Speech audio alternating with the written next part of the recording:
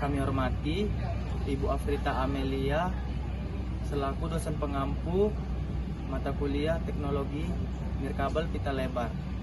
Kami dari kelompok 2 yang beranggotakan Amiran Samanalu, Febrian Persada Sitepu, dan dua lainnya yaitu Jadi Gabe dan Imam Wicaksana yang berhalangan hadir untuk hari ini. kami akan mempresentasikan hasil diskusi kami yang berjudul Base Station, Antena, dan Subscriber Station. Berikut hasil presentasi kami. Halo, saya Imam Wicaksana. Saya akan menjelaskan materi tentang BTS atau Base Transceiver Station. BTS memiliki peran yang sangat penting dalam komunikasi nirkabel pita lebar. BTS juga memiliki fungsi sebagai pusat distribusi sinyal dan pengatur lalu lintas data, dan juga memastikan konektivitas antara jaringan inti dan pengguna.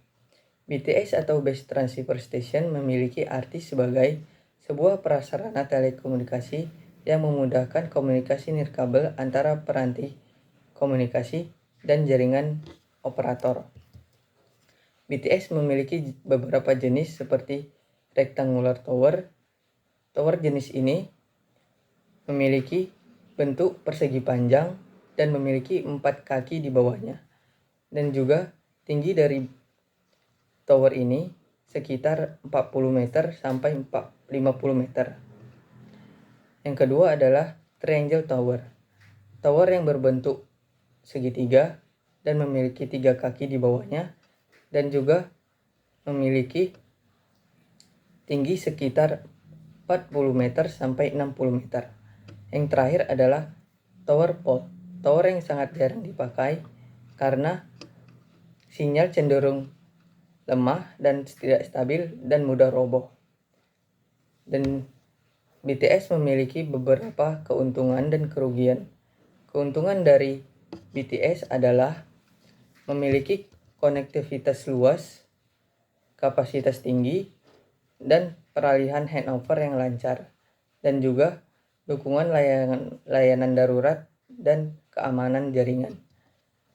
BTS juga memiliki kerugian seperti biaya infrastruktur yang mahal dan operasional yang tinggi, ketergantungan pada pasokan daya, dan juga gangguan estetika pada lingkungan. BTS memiliki beberapa perangkat penting seperti antena sektoral, antena microwave, dan shelter. Baik, kita lanjut dengan antena. Antena adalah perangkat yang digunakan untuk mengirim atau menerima gelombang elektromagnetik seperti sinyal radio, televisi, atau komunikasi nirkabel lainnya. Sekarang kita masuk ke antena karakteristik. Yang pertama itu ada polarisasi yang didefinisikan sebagai arah orientasi dari medan listrik. Antena dipol memiliki polarisasi linear atau vertikal atau horizontal. Mengenali polarisasi antena amat berguna dalam sistem komunikasi, khususnya untuk mendapatkan efisiensi maksimum pada transmisi sinyal. Pada aplikasi radio, VLAN, dan radio seluler, polarisasi yang digunakan adalah polarisasi linear vertikal. Antena pemancar dan penerima harus diorientasikan vertikal. Sedangkan pada aplikasi TV atau broadcast, polarisasi yang digunakan adalah polarisasi linear atau horizontal. Sedangkan pada aplikasi RFID atau radio frequency identification, polarisasi yang digunakan adalah polarisasi sirkular. Sekarang kita masuk ke pola radiasi. Ada beberapa hal yang perlu diperhatikan dalam pola radiasi. Yang pertama adalah half power atau bandwidth atau HPBW atau yang biasa dikenal sebagai bandwidth suatu antena. Dalam astronomi radio, bandwidth adalah resolusi spesial dari sebuah teleskop radio, yaitu diameter sudut minimum dari 2 buah titik yang mampu dipisahkan oleh teleskop radio tersebut. Sekarang kita masuk ke gain. Gain adalah karakter antena yang terkait dengan kemampuan antena mengarahkan radiasi sinyalnya atau menerima sinyal dari arah tertentu.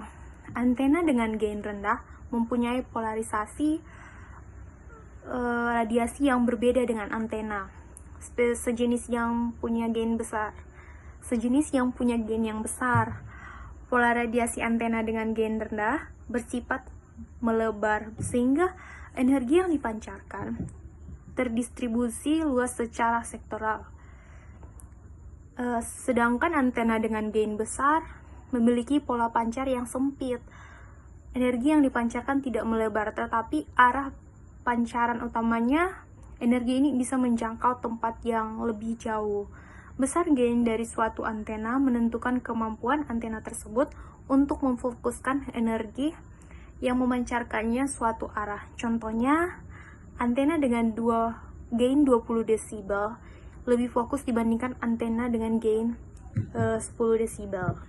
Terdapat keuntungan dan kerugian pada antena. Yang pertama itu keuntungannya itu efisiensi transmisi dan penerimaan sinyal antena yang direncanakan dengan teknologi dual polarisasi dan struktur parasitik mampu meningkatkan efisiensi transmisi yang menerima sinyal sehingga kualitas komunikasi menjadi lebih stabil.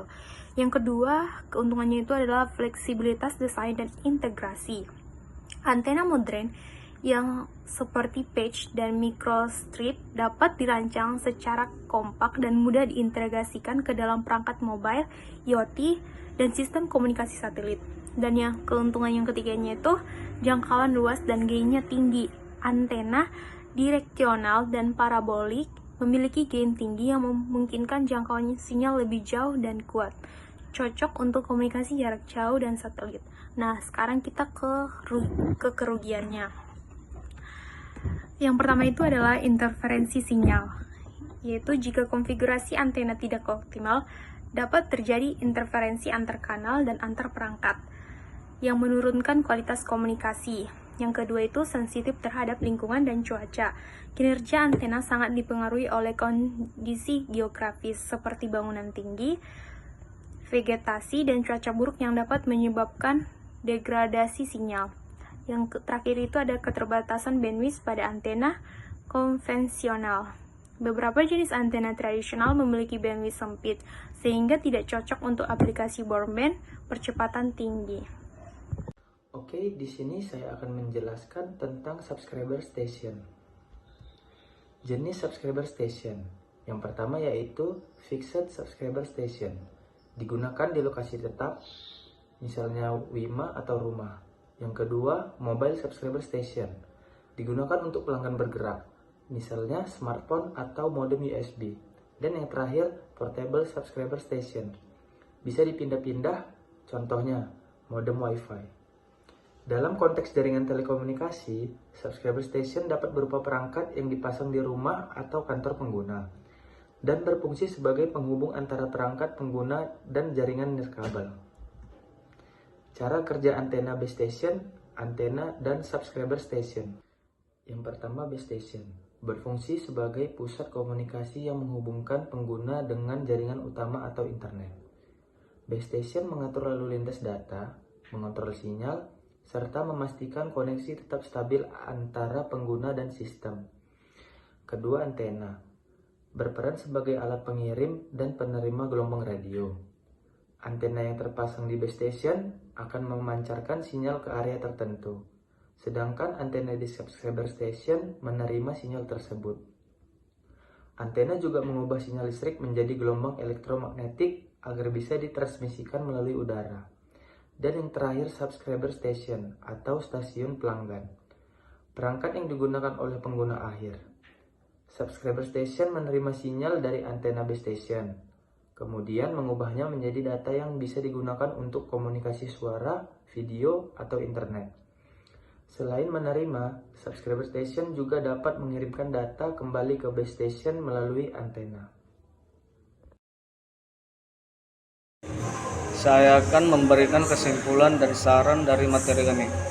Kesimpulannya adalah, berdasarkan pembahasan yang telah diuraikan, dapat disimpulkan bahwa sistem komunikasi nirkabel pita lebar sangat bergantung pada integrasi dan kinerja dari 3 komponen utama, yaitu base station, antena, dan subscriber station. Ketiganya memiliki peran yang saling melengkapi dalam bentuk jaringan yang efisien, stabil, dan mampu memenuhi kebutuhan komunikasi modern. Base station berfungsi sebagai pusat kendali yang mengatur lalu lintas data, alokasi frekuensi, dan mobilitas pengguna. Antena menjadi media transmisi utama yang menentukan jangkauan dan kualitas sinyal melalui desain dan konfigurasi teknis yang tepat. Subscriber station berperan sebagai titik akhir yang menerima dan mengirimkan data, serta menjadi penghubung langsung antar pengguna dan jaringan. Cara kerja sistem ini melibatkan proses transmisi dua arah yang berlangsung secara real time, dengan dukungan teknologi seperti LTE, WiMAX, dan 5G.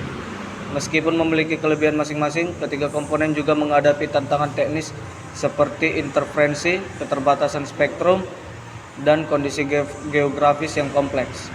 Penerapan teknologi seperti beamforming, massive MIMO, dan topologi hybrid menjadi solusi strategis untuk meningkatkan efisiensi dan kapasitas jaringan.